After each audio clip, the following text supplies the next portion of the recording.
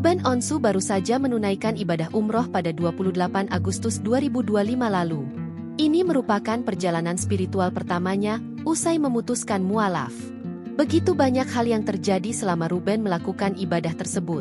Beberapa di antaranya adalah pengalaman pertamanya melihat Ka'bah, hingga bertemu dengan sosok yang mirip mendiang Olga Syahputra. Ruben juga menyempatkan diri menyambangi Raudah di Madinah, sebuah tempat istimewa yang dijuluki oleh Nabi Muhammad sebagai taman surga. Raudah juga diyakini sebagai tempat yang mustajab untuk memanjatkan doa.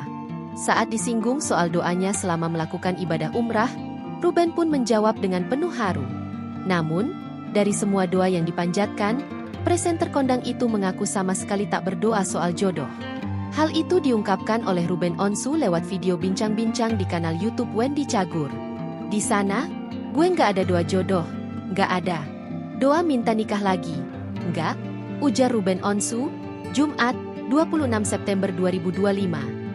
Di momen itu, ayah 3 anak tersebut mengatakan dirinya masih trauma setelah rumah tangganya dan Sarwendah kandas. "Tapi kalau trauma lu sendiri ke pernikahan ada nggak?" tanya Andika Pratama yang juga ada di acara yang sama. "Ada," jawab Ruben Onsu.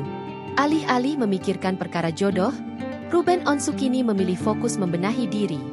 "Ya gue fokus membenahi diri gue sendiri menjadi lebih baik," ujarnya. Diakui oleh Ruben Onsu, dirinya sempat merasakan luka yang amat dalam pasca perceraian tersebut. "Sudah terlalu dalam luka.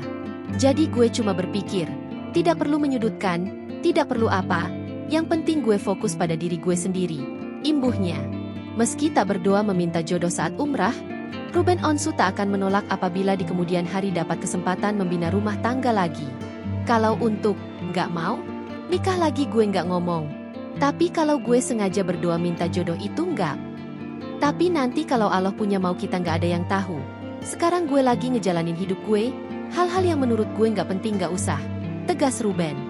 Download Tribun X sekarang, menghadirkan lokal menjadi Indonesia.